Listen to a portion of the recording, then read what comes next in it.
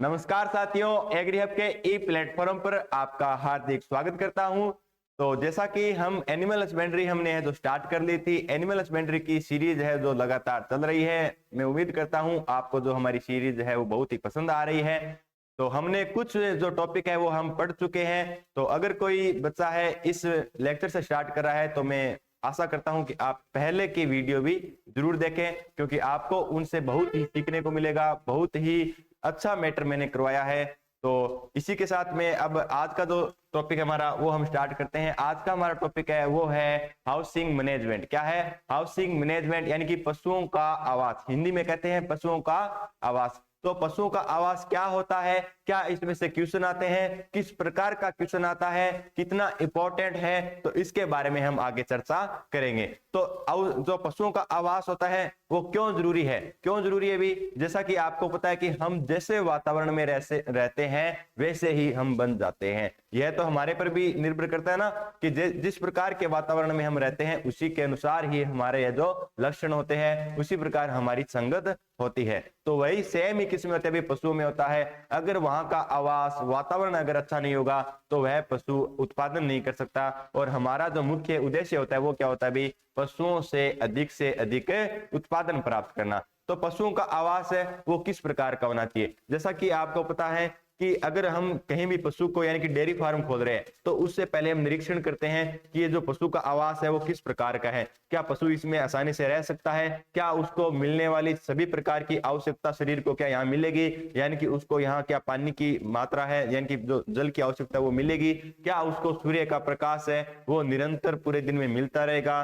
क्या उसको हवा की जो पूर्ति है, ऑक्सीजन है, वो क्या पूर्ण रूप से उसको मिलेगी? या हम कह सकते हैं कि हम अन्य पशुओं के भी इसके साथ जो रख रहे हैं उसके लिए जो आवास है वो किस प्रकार का है। तो इसके बारे में हम इसमें चर्चा करेंगे। तो आज का जो टॉपिक है वो है पशुओं में आवास प्रबंधन। क्या है भी? पशुओं में आवास प्रबंधन। और देखो यहां से क्वेश्चन जरूर बनता है। क्यों बनता है सर? आपको पता है 4 फरवरी 2024 को एग्रीकल्चर सुपरवाइजर का एग्जाम हुआ था, उसमें से इसमें से क्वेश्चन आया था। क्या आया था? क्योंकि हम करंट का याद कर लेते हैं। आप क्या सर कब आया था? तो जो 2024 में एग्रीकल्चर सुपरवाइजर में क्वेश्चन आया था। क्वेश्चन ये आया था कि जो पशुओं का आवास होता है, क्या आया था कि जो पशुओं का आवास होता है उसकी लंबाई किस तरफ होती है, उसकी लंबाई किस तरफ होती है। तो ये भी हम आगे पढ़ेंगे कि पशुओं की आवास की लंबाई किस तरफ रखनी चाहिए, चौड़ाई किस तरफ रखनी चाहिए, क्यों रखनी चाहिए, पशु का आवास है उसका मुंह खुला किस तरफ रखना चाहिए, इसके बारे में हम अभी चर्चा करेंगे। तो सबसे पहले तो आपको इमेज दिख रही है इस प्रकार का जो पशु का आवास होता है। ये शेड होता है, इसको शेड बोलते हैं जहां पर पशु आवास करते हैं। ये है खुला पशु आवास। ये क्या भाई? खुला पशु आवास है। और ये क्या है? बंद पशु आवास है। सर खुला पशु आवास क्या होता है, बंद पशु आवास क्या होता है? तो इसके बारे में हम अभी चर्चा करने वाले हैं। ठीक है, तो देखो पशु आवास, सबसे पहले तो हम ये बात कर लेते हैं कि पशु का आवास है वो क्यों जरूरी है। देखो क्यों जरूरी है इसके बारे में हम चर्चा करते हैं। पशु के लिए वातावरण, ठीक है ना, कि पशु के लिए वातावरण अच्छा होना बहुत जरूरी है। अगर पशु जहां रह रहे हैं वहां का अगर वातावरण अच्छा है तो उसके उत्पादन में वृद्धि होगी। अगर उसका पशु का आवास यानी कि वातावरण में अच्छा नहीं है तो वो क्या भाई उसके उत्पादन में कमी होगी। क्यों होगी? जैसा कि आपको पता है कि हम पढ़ाई कर रहे हैं, है ना, एक हम पढ़ाई है, जैसे कहीं शोर शराबा हो रहा है वहां पर पढ़ रहे हैं, तो क्या हम उसको याद कर सकते हैं? नहीं कर सकते। तो इसलिए हम क्या करते हैं? लाइब्रेरी में जाते हैं। लाइब्रेरी में जाते ही हमारे माइंड में सिर्फ हम पढ़ने के ही लिए उद्देश्य से ही बैठते हैं, क्योंकि वहां पर हमारा फोन चलाने का भी मन नहीं करता है। वैसे देखो हम चलाते हैं फोन, लेकिन कहीं ना कहीं अगर आप 10 घंटा बैठे हो तो मैं उम्मीद करता हूँ 6 से 7 घंटा जरूर आप लाइब्रेरी में बैठकर पढ़ते ही हो।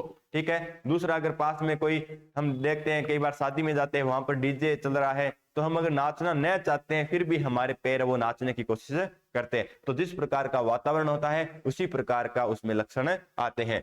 तो पशुओं के लिए आवास है वो सर्वोत्तम होना चाहिए। पशुओं के लिए आवास किस प्रकार का सर्वोत्तम रहता है ये हम देखते हैं। दूसरा ये होता है कि जो पशुओं के लिए आवास बनाते हैं ना, यानी कि जो पशुओं के लिए आवास बनाते हैं, साधारण भाषा में हम जिसे बोलते हैं बाड़ा, ठीक है ना, जिसे क्या बोलते हैं? बाड़ा बोलते हैं।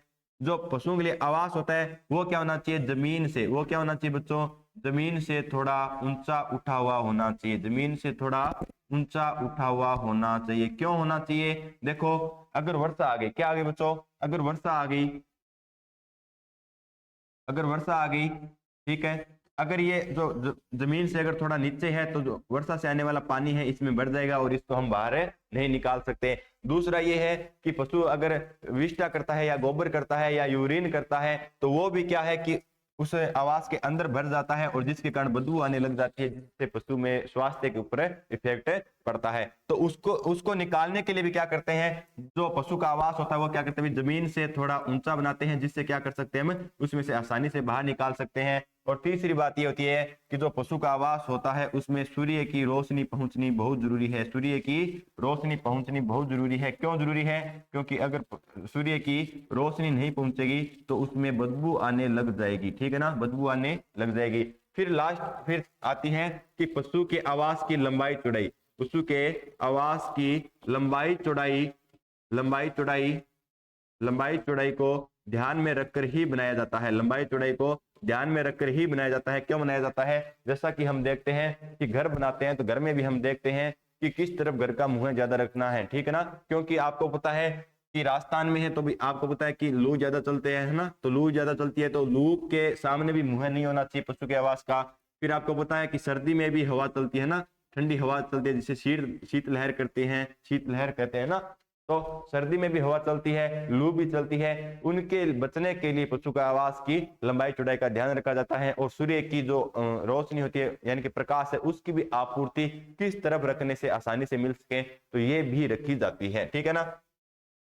तो लंबाई चौड़ाई ये होगी। अब है पशु की आवास की विधियां कितनी है, यानी कि पशु का आवास है वो किस प्रकार से रखा जाता है, कितनी विधियां होती है। सबसे पहले हम थोड़ा बहुत जान लेते हैं कि आज हम क्या पढ़ने वाले हैं, उसके बारे में हम आगे का लेक्चर वो स्टार्ट करेंगे। देखो, पशु के आवास की दो विधि होती है। पशु के आवास की दो विधि होती है, जैसा कि आपको पता है। कौन सी होती है?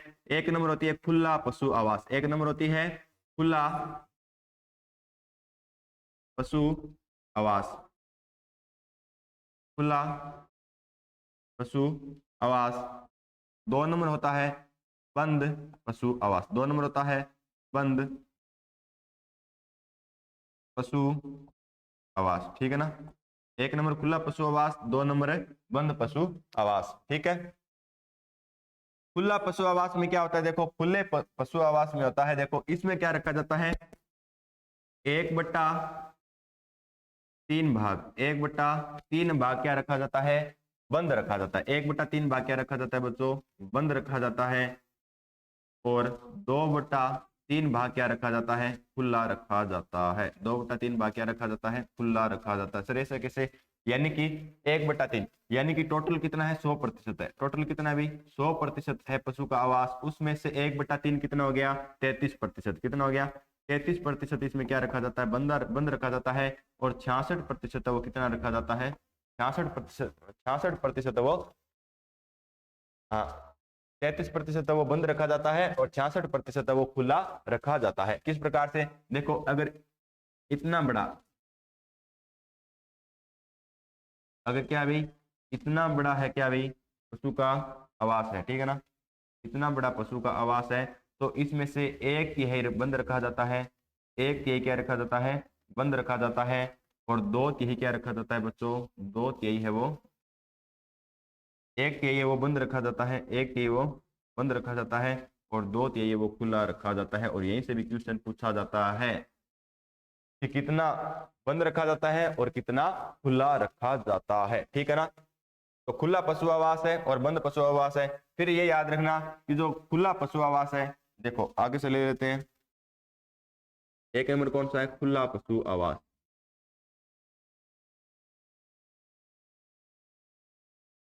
खुला पशु आवास।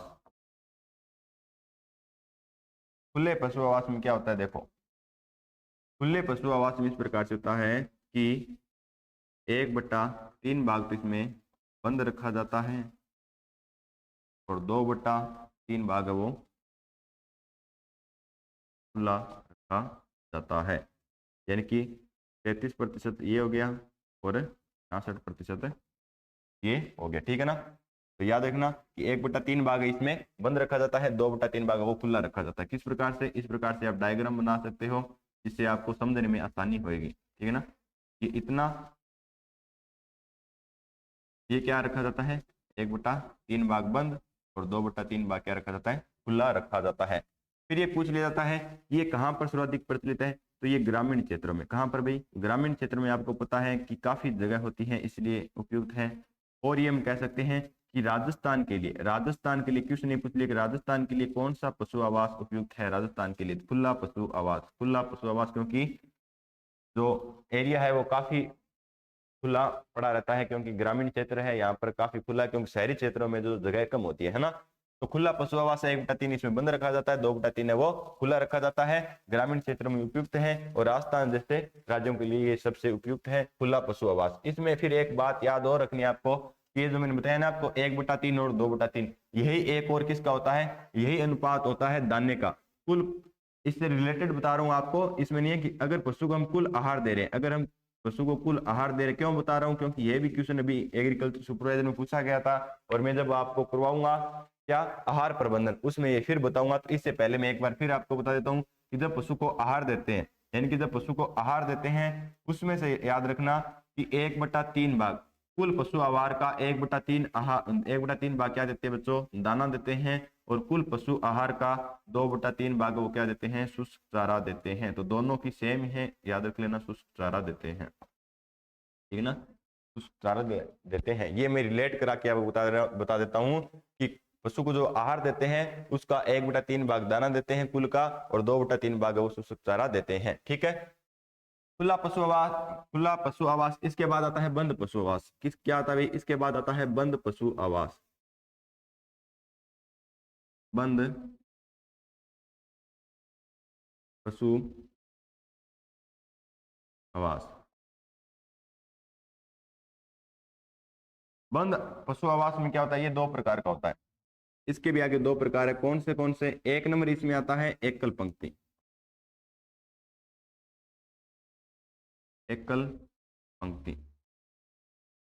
ठीक है।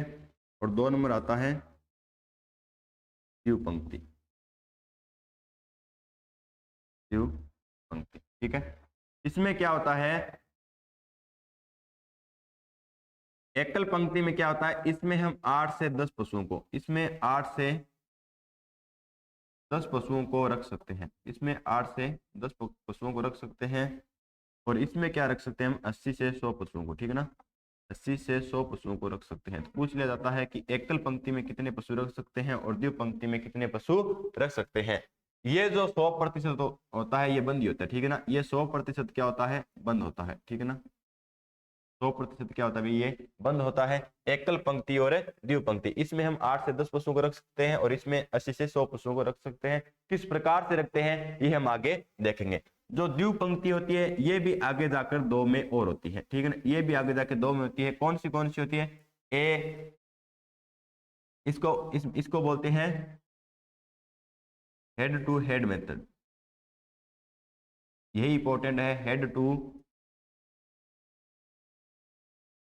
हेड मेथड, जिसको और क्या बोलते हैं, फेस टू फेस मेथड भी इसी को ही बोलते हैं, ठीक है ना। और बी नंबर क्या होता है, टेल टू टेल मेथड, ठीक है ना, tail to tail method. Sir question किस प्रकार से बनेगा, और क्वेश्चन बनता है इसी से। अगर आपको पूछ ले कि पशु आवास का सर्वोत्तम तरीका कौन सा है, तो टेल टू टेल मेथड, जिसे हिंदी में बोलते हैं पूंछ से पूंछ विधि, ये होता है हेड टू हेड मेथड, सिर से सिर विधि, ठीक है ना, सिर से सिर विधि। टेल टू टेल मेथड सर्वाधिक उपयुक्त क्यों रहता है कि इसमें जो पशुओं को बांधा जाता है वो किस प्रकार से बांधते हैं, देखो इसमें इधर की तरफ मुंह रखा जाता है एक का, ठीक है, और दूसरी का इधर क्या रखा जाता है, मुंह रखा जाता है, ठीक है ना। तो इसमें क्या होता है, टेल टू टेल मेथड की बात कर रहा हूँ, पूंछ से पूंछ विधि। इसमें क्या होता है कि इस पशु का मुंह इधर है, यानी कि ये यहाँ पर हरा चारा खा रहा है और ये यहाँ पर हरा चारा खा रहा है, तो इन दोनों में कोई भी बीमारी होने का खतरा नहीं रहता है, ठीक है। बल्कि हेड टू हेड मेथड में कैसे बांधा जाता है, इसमें इस प्रकार से मुंह होता है और इस पशु का इस प्रकार से मुंह होता है, ये चारा खाएगा। अगर ये पशु बीमार है, ये पशु अगर बीमार है ना, अगर ये पशु बीमार है तो इसकी जो बीमारी है इसमें आ सकती है, ये जो चारा है इसमें मिल सकता है फिर भी बीमारी आ सकती है, या इसके सांस के माध्यम से यानी कि श्वसन के माध्यम से भी इसमें बीमारी फैलने का खतरा रहता है। तो पशु आवास का सर्वोत्तम तरीका है। और अगर आपको ऑप्शन में दिया हुआ हो head to head method, tail to tail method, दोनों, तो आप करोगे टेल टू टेल मेथड, और बहुत बार पूछा भी जाता है। ठीक है, तो इस प्रकार से ये रहता है। फिर हम आगे की देखते हैं। पशु आवास की दो विधियां हैं, कौन सी भी? एक तो है खुला पशु आवास। एक क्या है? खुला पशु आवास। और दूसरा क्या है? बंद पशु आवास। दूसरा क्या है? बंद पशु आवास है। खुला पशु आवास है, ये हमने देख लिया कि 1/3 भाग क्या रहता है भाई? ये रहता है, इस विधि में पशु हेतु 2/3 भाग क्या रहता है? खुला रहता है। ठीक है ना, 2/3 भाग क्या रहता है? खुला रहता है, और 1/3 भाग है वो बंद रहता है। ठीक है ना, तो 2/3 भाग क्या रहता है? इसमें खुला रहता है, यानी कि 66% वो क्या रहता है? इसमें खुला रहता है। तथा 1/3 भाग क्या है? बंद या छायादार रखा जाता है। फिर आपको पूछ ले कि ग्रामीण क्षेत्रों के लिए, कि ग्रामीण क्षेत्रों हेतु सर्वोत्तम उपयोग कौन सा आवास है? या खुला आवास या बंद आवास? तो हम क्या करेंगे? खुला आवास। ठीक है ना, और शहरी क्षेत्रों के लिए पूछे तो बंद आवास उपयुक्त होता है। ठीक है, राजस्थान में फिर यह भी पूछा जाता है कि राजस्थान में या कम वर्षा वाले जो क्षेत्र होते हैं उसमें कौन सा पशु आवास सर्वोत्तम रहता है? तो कौन सा रहता है भी? खुला पशु आवास। कौन सा? खुला पशु आवास। ठीक है, क्योंकि इसमें जो पशु है वो आसानी से घूम सकता है, बाहर बैठ सकता है, सूर्य की धूप में वो आसानी से बैठ सकता है, या बाहर चरने के लिए जा सकता है, तो इसमें विभिन्न प्रकार की क्रिया कर सकता है। ठीक है ना, क्योंकि बंद पशु आवास में पशु एक तरफ ही रह सकता है। फिर क्या है? बंद पशु आवास। फिर क्या भाई? बंद पशु आवास शहरी क्षेत्रों या कम जगह वाले, यानी कि या तो शहर में या जहां पर कम जगह पर्याप्त है, उन शहरों में ये अपनाया जाता है बंद पशु आवास। इसमें पशु को 2 प्रकार से बांधा जाता है, यानी कि बंद पशु आवास में 2 प्रकार से बांधा जाता है। 2 प्रकार कौन से? एकल पंक्ति और द्विपंक्ति। एकल प्रकार और दोहरी प्रकार, या एकल पंक्ति या द्विपंक्ति कह सकते हैं। इसमें पशुओं की संख्या 15 से कम या पूछी जाती है तो 8 से 10। ठीक है ना, 8 से 10, इसमें 8 से 10 पशुओं को, इसमें 8 से 10 पशुओं को बांध सकते हैं। पूछ ले कि 8 से 10 पशुओं को बांधने के लिए कौन सी विधि उपयुक्त है? तो एकल प्रकार।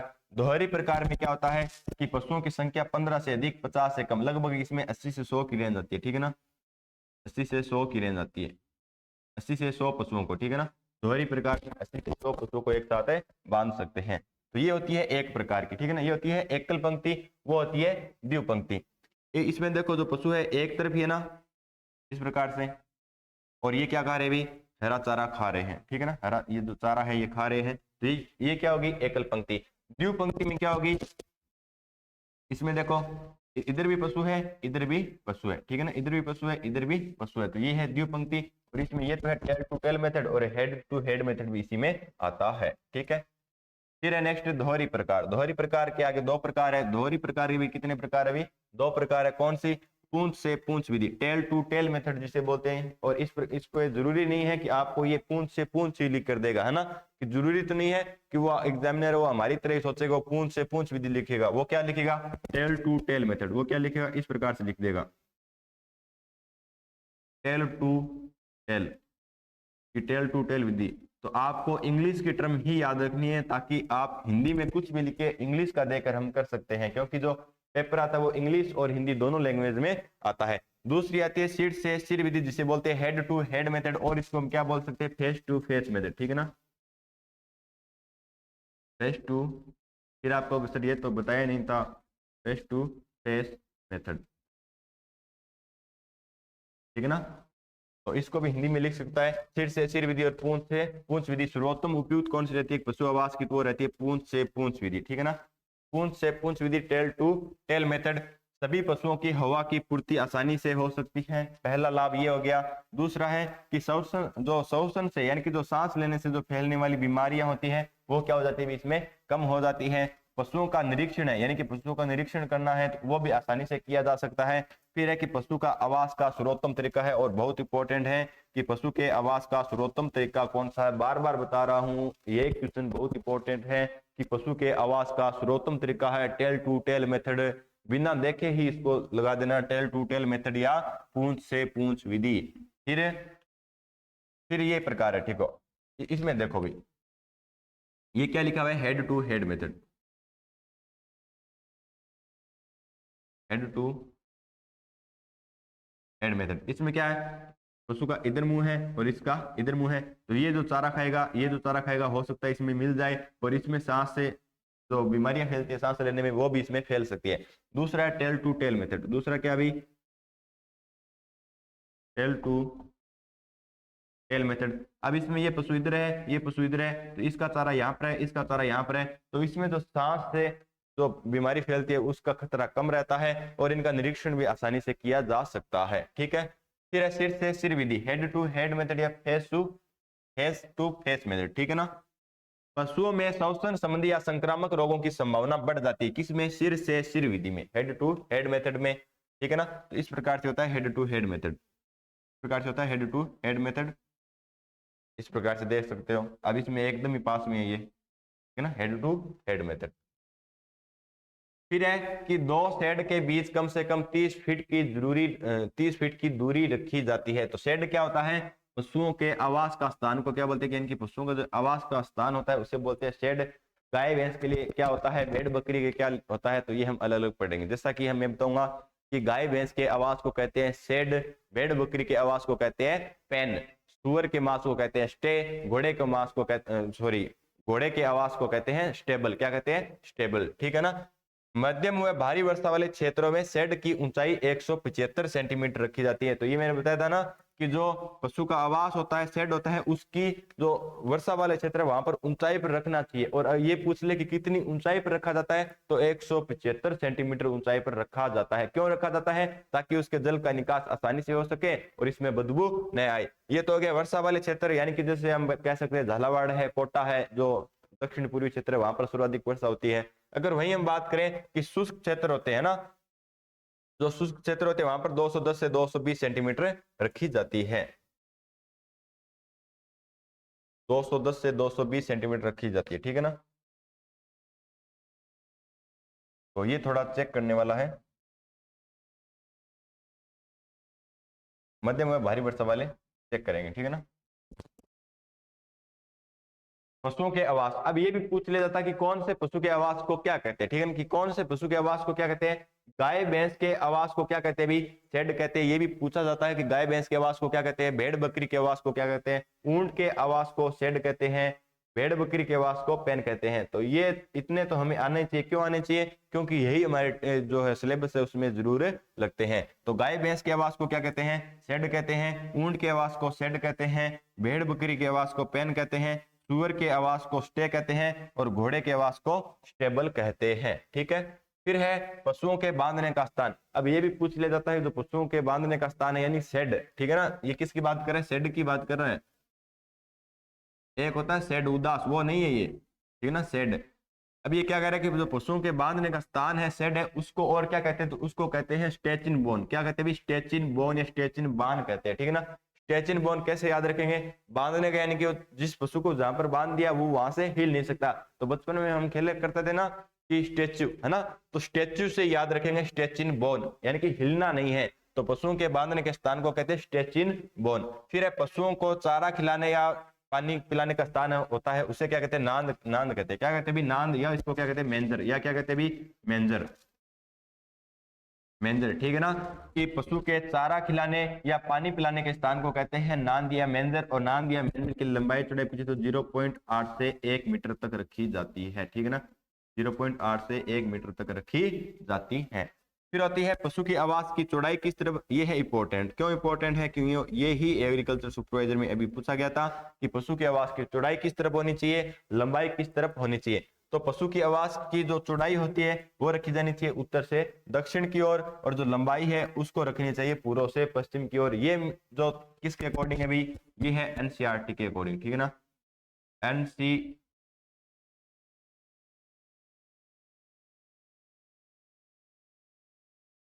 ये है एनसीईआरटी के अकॉर्डिंग। लेकिन याद रखना, अब ये दूसरा है, ये है आईसीआर के अकॉर्डिंग। ये किसके बता रहा हूँ, आईसीआर के अकॉर्डिंग। जो आईसीआर की बुक है ना, उसके अनुसार ये क्या है, उल्टा है। ये क्या भी उल्टा है। उसमें क्या माना गया है, चौड़ाई को, उसमें जो चौड़ाई है वो मानी गई है उत्तर से दक्षिण। ठीक है ना। वो मानी गई है पूर्व से पश्चिम। ठीक है ना, पूर्व से पश्चिम। और जो लंबाई है वो मानी गई है उत्तर से दक्षिण, वो मानी गई है उत्तर से दक्षिण। आईसीआर की बुक में तो ये मानी गई है, एनसीईआरटी की बुक है तो 12th की, उसमें ये मानी गई है। अभी एग्रीकल्चर सुपरवाइजर में आया था तो उसमें उन्होंने अभी तक तो आंसर ये माना है आईसीआर के अकॉर्डिंग, लेकिन अब देखते हैं कि दोबारा आंकड़े क्या आता है ना, कि अब दोबारा जो आएगी आंसर की, उसमें हम देखते हैं कि उसमें दोबारा उत्तर क्या मानते हैं, तो उसके अकॉर्डिंग ही हम उसको मानेंगे, क्योंकि एनसीईआरटी की बुक राजस्थान में लगती है और हमें राजस्थान के अकॉर्डिंग ही क्वेश्चन करना पड़ता है, क्योंकि ये तो है इंडिया लेवल की। ठीक है, फिर है पशु का आवास। जो पशु का आवास है वो सूर्य की तरफ खुला होना चाहिए। पशु का आवास है वो सूर्य की तरफ खुला होना चाहिए, उत्तर दिशा की ओर। क्यों होना चाहिए? क्योंकि उसमें जो सूर्य का प्रकाश है वो आसानी से पहुंच सके, जिसके कारण उसमें बदबू न आए। ठीक है, फिर होता है कि प्रत्येक पशु का फर्श क्षेत्र। ये भी पूछा जाता है कि कौन से पशु के लिए कितने आवास की जगह होनी चाहिए, यानी कि एक पशु के लिए कितना जो आवास की जगह है वो होनी चाहिए। तो यहाँ से भी क्वेश्चन जरूर बनता है, और ज्यादातर बनता है वो बनता है फीट स्क्वायर में, मीटर स्क्वायर में कम बनता है, फीट स्क्वायर में ज्यादा बनता है। तो सबसे पहले पशु का आवास वो किसका? खुले का। ठीक है ना, पहले हम बात करें खुला पशु आवास का, फिर हम बात करेंगे बंद पशु आवास का। देखिए, गाय और भैंस, चलो इसमें नहीं है, एक बार हम सीधी बात कर लेते हैं।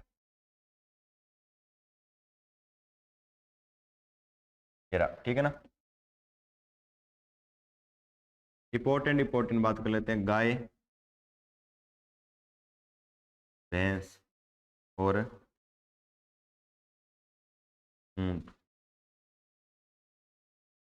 क्या रह गया? भेड़ और, ठीक है ना। तो गाय के लिए कितना रखा जाता है, भैंस के लिए कितना रखा जाता है, ऊंट के लिए कितना रखा जाता है?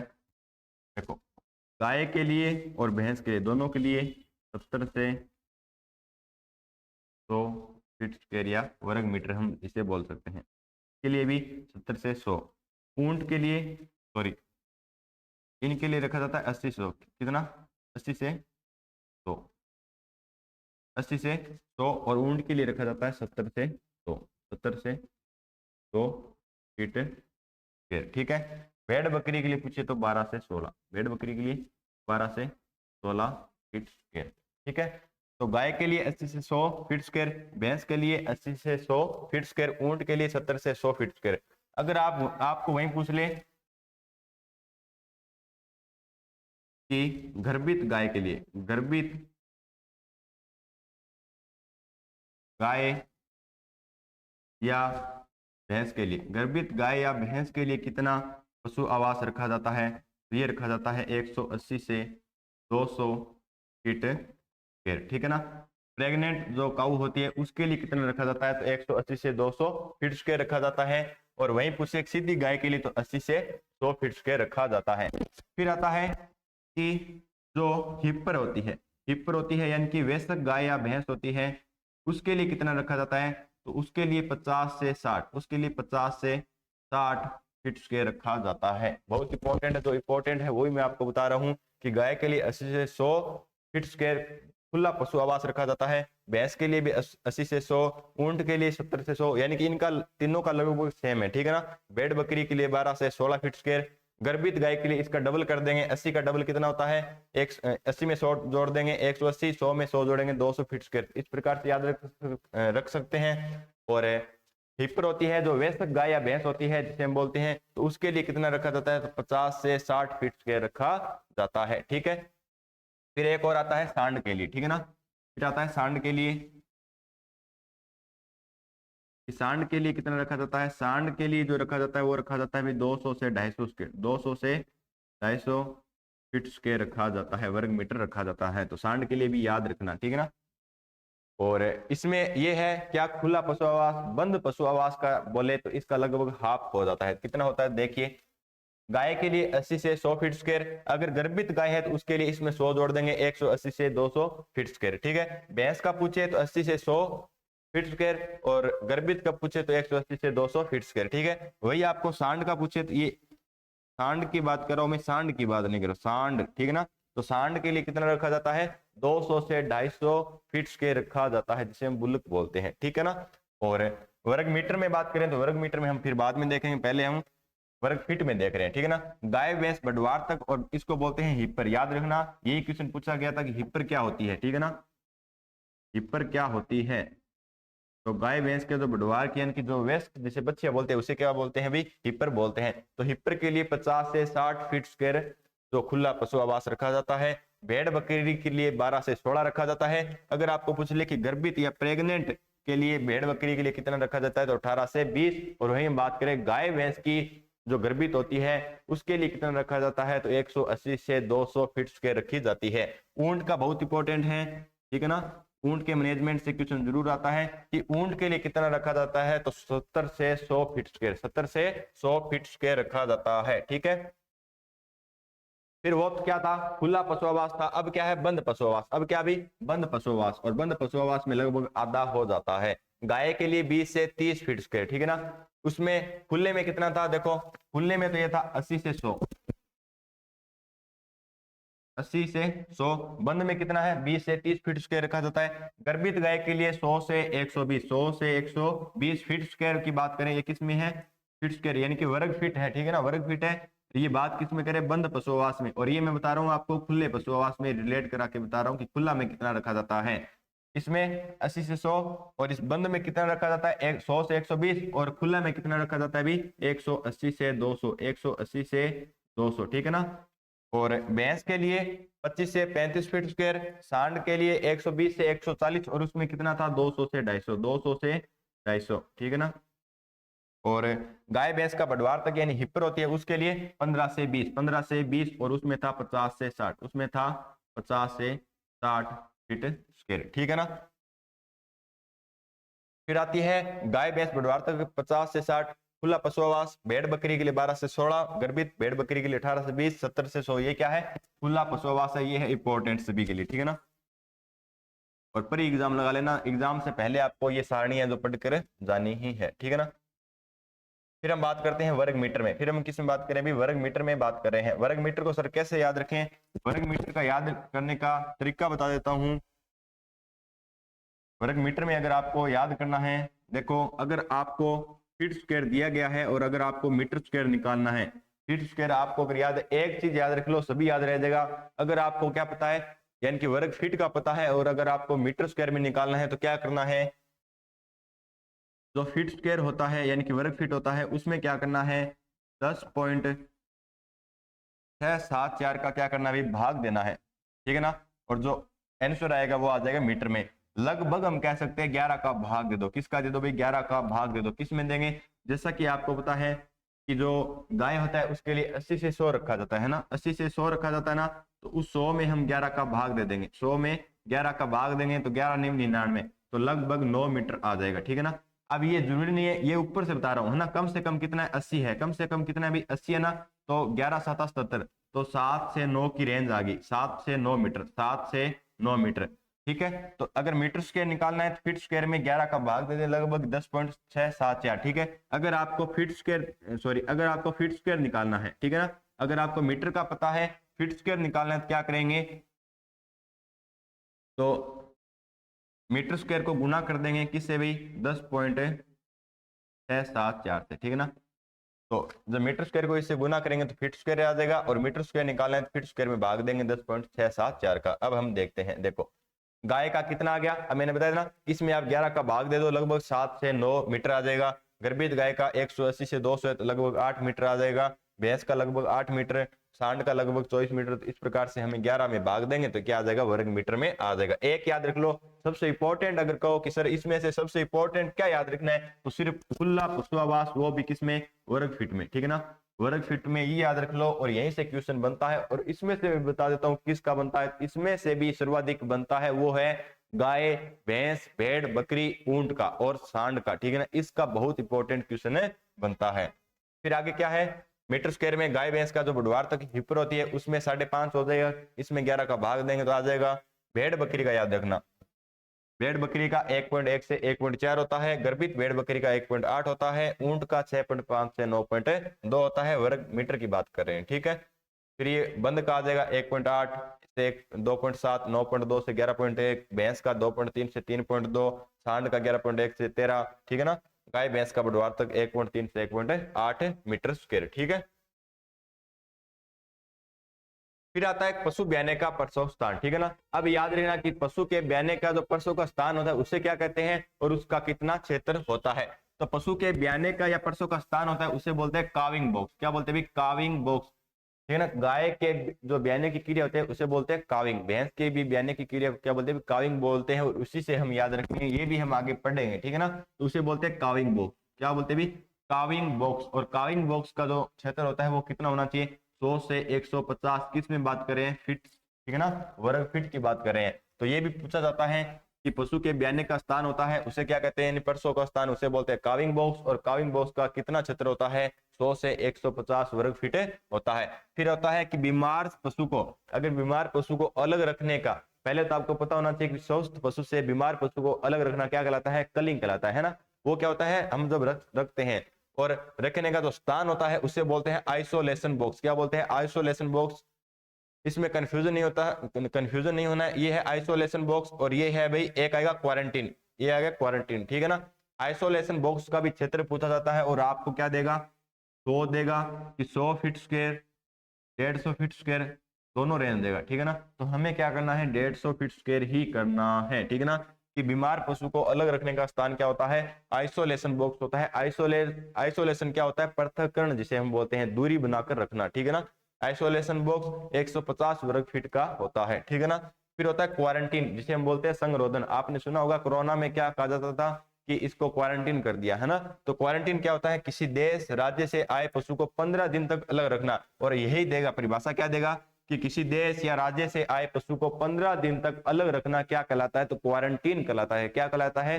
क्वारंटीन कहलाता है। ऑप्शन में क्वारंटीन भी आएगा, आइसोलेशन भी आएगा, ठीक है ना।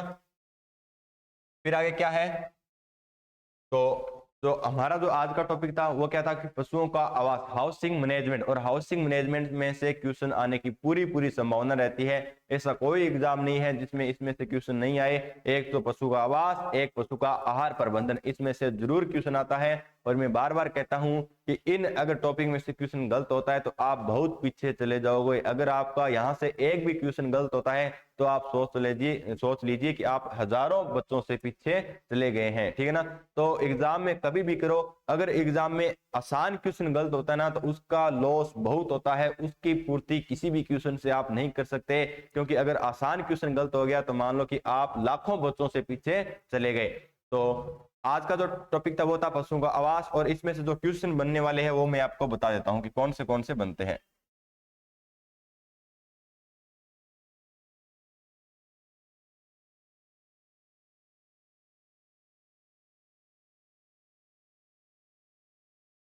क्वेश्चन क्या बनेंगे?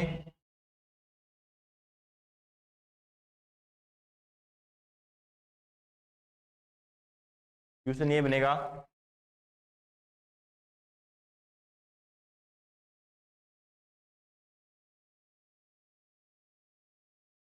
पशु आवास का, पशु आवास का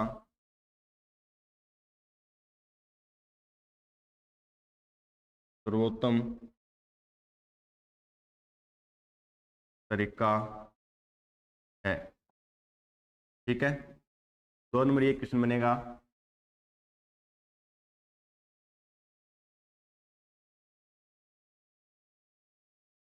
पशु आवास की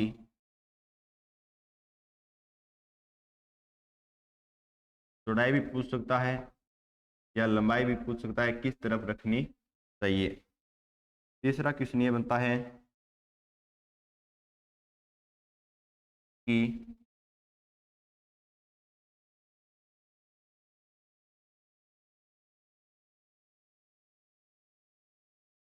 गाय भैंस के लिए कितना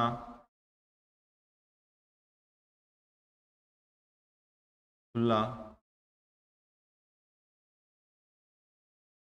क्षेत्र चाहिए, ठीक है ना। 3 हो गया ना। चौथा क्वेश्चन ये बनेगा,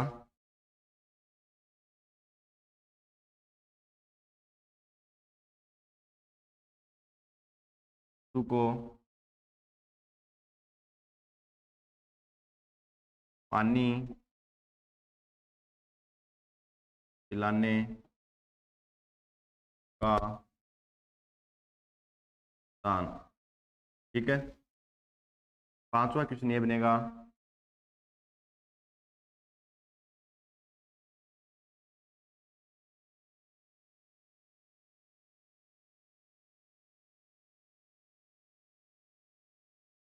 आइसोलेशन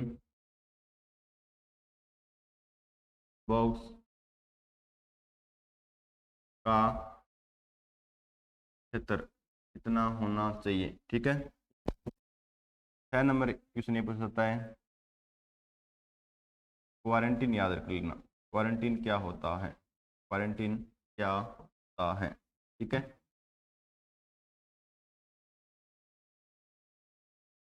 7 नंबर ये याद रखना कि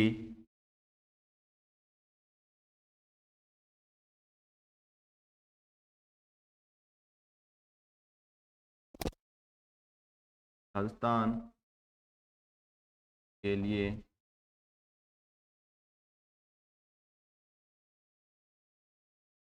कौन सा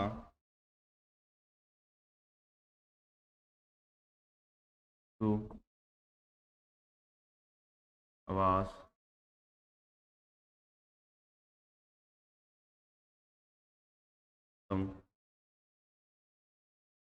है। 8 नंबर क्वेश्चन ये है कि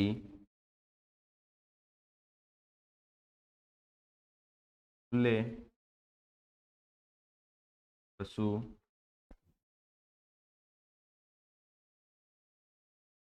आवास में बंद क्षेत्र कितना होता है। ठीक है ना। 9 नंबर क्वेश्चन ये बनता है कि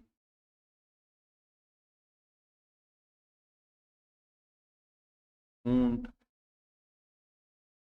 के लिए खुला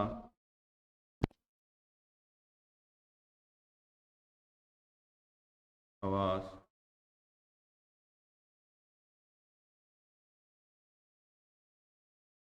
का क्षेत्र। ठीक है ना। 10 नंबर याद रखना, सूत्र याद रखना कि मीटर स्क्वायर अगर हमें ज्ञात करना है तो फीट स्क्वायर में किसका भाग देना है, 10.674 का भाग देना है। ठीक है, अगर आपको फीट स्क्वायर ज्ञात करना है, मीटर स्क्वायर आपके पास हो तो मीटर स्क्वायर को हमें गुना करना है किसके साथ, 10.674। ठीक है ना। तो यहाँ तक है तो ये 10 क्वेश्चन होते हैं पूरे, साथ में पशु का आवास भी हो गया है ना। ठीक है ना। तो आज का मोटिवेशनल क्या है कि जो पढ़ाई आज आपको दर्द लग रही है, इस दर्द को झेलते रहो, क्योंकि कल ये दर्द आपकी सबसे बड़ी क्या होगी भी, ताकत बन जाएगा। ठीक है ना। तो उम्मीद करता हूं कि आज का जो हमारा टॉपिक था, लेक्चर था, वो आपको बहुत ही पसंद आया है और आपको समझ में आ चुका है। तो इसके ऑब्जेक्टिव आप साथ साथ निकालते रहिए और इसके बाद मैं कोशिश करूंगा जिस प्रकार से हमारे जो ये लेक्चर कंप्लीट हो जाएंगे उसके बाद टॉपिक वाइज जो हम क्या करेंगे बच्चों, इसके टॉपिक वाइज ऑब्जेक्टिव भी सोल्व जरूर करेंगे। तो इसी के साथ है जो आज का हमारा जो लेक्चर है वो पूर्ण होता है। आगे की नेक्स्ट वीडियो में फिर आते हैं उसी जोश के साथ और उसी आपकी उम्मीद के साथ। तो धन्यवाद दोस्तों।